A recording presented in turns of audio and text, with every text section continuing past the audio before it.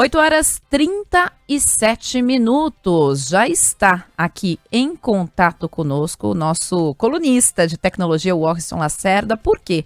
Porque o Telegram continua suspenso. Isso pelo terceiro dia seguido. Tem vários ouvintes dizendo, gente, mas e aí, não vai voltar? E a gente quer entender um pouco dessa história da suspensão do Telegram, como que isso funciona aqui no Brasil. Afinal de contas, acabamos de conversar aqui com o Pablo Hortelado sobre a regulamentação das redes, né? Mas volta e meia tem uma decisão judicial aqui que acaba derrubando ou o WhatsApp ou o Telegram e entender como que isso é possível por aqui. Oi, Warrison, obrigada por estar aqui madrugando conosco no sábado, viu? Madrugando, está sendo uma generosa, vai. 8h38. Porra. Já tá na hora, né, Warrison? Já tá na hora, Megali. Prazer estar aqui com você, com a Ellie, com os nossos ouvintes, para falar aí desse assunto que está mexendo com a vida de muita gente, né? Parece que não, mas muita gente acaba dependendo dessas redes sociais, especialmente desses comunicadores, como é o caso do Telegram e principalmente, claro, né, do WhatsApp, né? Eu acho que a dúvida que a gente tem é a seguinte, o Telegram foi tirado do ar porque recusou-se, acho que todo mundo já está sabendo disso, recusou-se a entregar à Justiça do Espírito Santo um material, aliás, ao próprio Ministério Público Federal, né, um material que foi solicitado pela Justiça envolvendo integrantes de dois canais, um chamado Movimento Antissemita Brasileiro, é de lascar, né? E o outro chamado Frente Antissemita, sendo que esse Frente Antissemita está entre duas suásticas. Eu não sabia nem que dava para você escrever uma suástica no teclado, mas aparentemente os caras dão um jeito. O Warrison, acho que a questão é, se a justiça tem mecanismos para tirar do ar um site como o Telegram, e aí imagino que isso se estenda a qualquer outra rede social, o que vai mudar exatamente com o PL das fake news? Esses mecanismos já não existem? Esses mecanismos de punição? Megali, você sabe que essa sua pergunta é uma pergunta ótima, né? Inclusive, há muita controvérsia em torno desse PL, né, das fake news, e a verdade é que esses mecanismos já existem, sim, né? Basta você, por exemplo, fazer uma experiência, tenta publicar algum vídeo em qualquer canal do YouTube, né, para falar de uma outra rede social, usando uma trilha sonora, por exemplo, de alguma música conhecida, que você não tenha o registro, que você não tenha o copyright, né, o direito de uso dessa trilha. Muito provavelmente o que vai acontecer é que seu vídeo vai ficar no ar alguns segundos, talvez nem isso, talvez nem chegue a ir para o ar, e ele vai ser tirado do ar da plataforma, porque a plataforma tem um controle bastante eficiente no que diz respeito à proteção de direitos autorais, especialmente quando a gente fala de direitos fonográficos, né? Então, do ponto de vista de tecnologia, a gente não está discutindo alguma coisa que seja difícil. Isso já é feito, né? Já acontece rotineiramente no dia a dia das plataformas digitais. Isso acontece também, por exemplo, no Facebook, né? O Facebook também tem sistemas similares, no Instagram, enfim, em todas as plataformas você tem sistemas similares para barrar conteúdos que ofendem a questão financeira dessas empresas. Então, quando mexe no bolso dessas empresas, a tecnologia é muito eficiente e ela está lá e é aplicada automaticamente, né? Você não precisa fazer nada, né? São raríssimas as ocasiões em que você consegue burlar, por exemplo, esses sistemas de direitos autorais nessas plataformas. Então, eu acho que o que a gente está discutindo aqui é muito mais um posicionamento político do que uma questão tecnológica, né? Porque essas plataformas, elas faturam muito dinheiro, Megali, com o impulsionamento desses conteúdos que são conteúdos radicais, extremistas. A gente sabe que os algoritmos de praticamente todas as plataformas, eles são desenhados para fazer com que o engajamento desses conteúdos seja cada vez maior à medida em que eles chamam mais a atenção.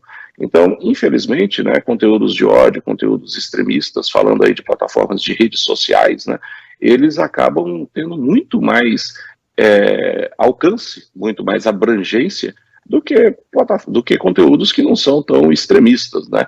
E essas plataformas acabam ganhando muito dinheiro com isso, né? Não estamos falando de pouco dinheiro, mas estamos falando de muito dinheiro.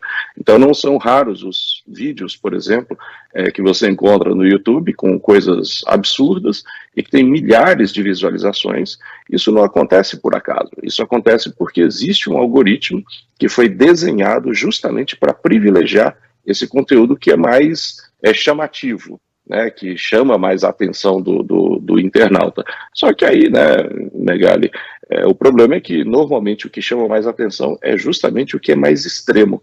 Então eu acho que essa é uma discussão, de novo, que não é tecnológica, né, mas é política, né, nesse momento em que a gente tem essa discussão do PL das fake news. Não acho que a proposta seja perfeita, não é isso que eu estou dizendo. Eu acho que tem vários pontos aí que estão sendo debatidos, inclusive alguns posicionamentos da própria OAB, né, dizendo que há necessidade de mais debate em torno de alguns pontos do PL das fake news. Acho que tem um ponto que ficou muito prejudicado a partir do momento que o relator tirou do projeto a criação da agência, né, que fiscalizaria, que cuidaria da implementação da lei. Então isso fica no ar. Quem é que vai fazer valer essa nova lei, se ela se transformar em legislação efetivamente, né? Então tem realmente muitos pontos, a lei precisa ser debatida, precisa ser aperfeiçoada, mas, de novo, não é uma questão tecnológica, a tecnologia já está aí, já funciona, só que ela funciona para outros interesses, né? Não para interesses como os que a gente está discutindo aqui agora. É importante isso que o Orrisson está dizendo, a questão da agência que já foi tratada pelo Hortelado, ainda não morreu, tá? O Hortelado nos informou recentemente, agora há pouco, né, que o ministro Orlando Silva está lá negociando para ver se consegue acrescentar a existência dessa agência de novo no texto, porque você entregar essa responsabilidade para o executivo é algo extremamente temerário. Primeiro, pela inevitável judicialização que a gente vai ver de todos os casos, né, envolvendo a aplicação da lei.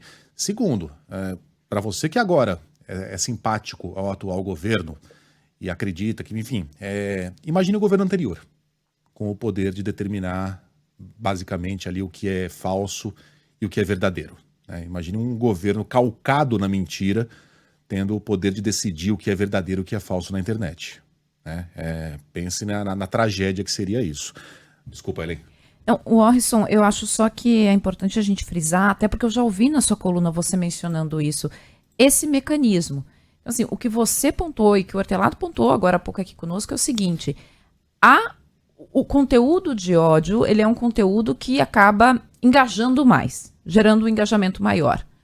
Portanto, não há interesse das redes em retirar esse conteúdo do ar. Até porque, bom, primeiro, ele engaja mais, segundo, porque requer uma mão de obra, requer recursos dessas redes para você também fazer esse trabalho de curadoria de conteúdo, digamos assim. Então, é um claro interesse em manter isso no ar. E aí eu lembrei do caso do YouTube que você mencionou aí, né? Que foi comprovado, foi feito um levantamento na época da pandemia, que o YouTube direcionava, quando era questão de informação mesmo, né, para o site de uma emissora X, que tinha lá vídeos claramente divulgando notícias mentirosas em relação à pandemia, né? Mas o YouTube centrava lá, você estava procurando notícias e direcionava lá para aquela emissora com notícias mentirosas. Mas eram vídeos que geravam engajamento e direcionava lá. Então, quando a gente está falando desse PL das fake news e discutindo, existe hoje um lobby das redes para que isso não vá adiante, porque é do interesse delas, o jogo joga dessa maneira, elas lucram dessa maneira, é isso? Exatamente, é exatamente isso. Infelizmente é isso, né? Porque, inclusive, você citou esse caso da pandemia. A gente está vivendo no Brasil, né, nesse momento, uma questão que é paradoxal na área da saúde, né? Por exemplo, né, você tem uma mudança de direção quando a gente fala, por exemplo, de vacinas, né? Agora você tem o Ministério da Saúde se propondo a vacinar as pessoas, né? Que teoricamente sempre teria sido uma das suas funções, né? Não foi assim no governo passado, né? Só que ainda assim as pessoas não estão se vacinando.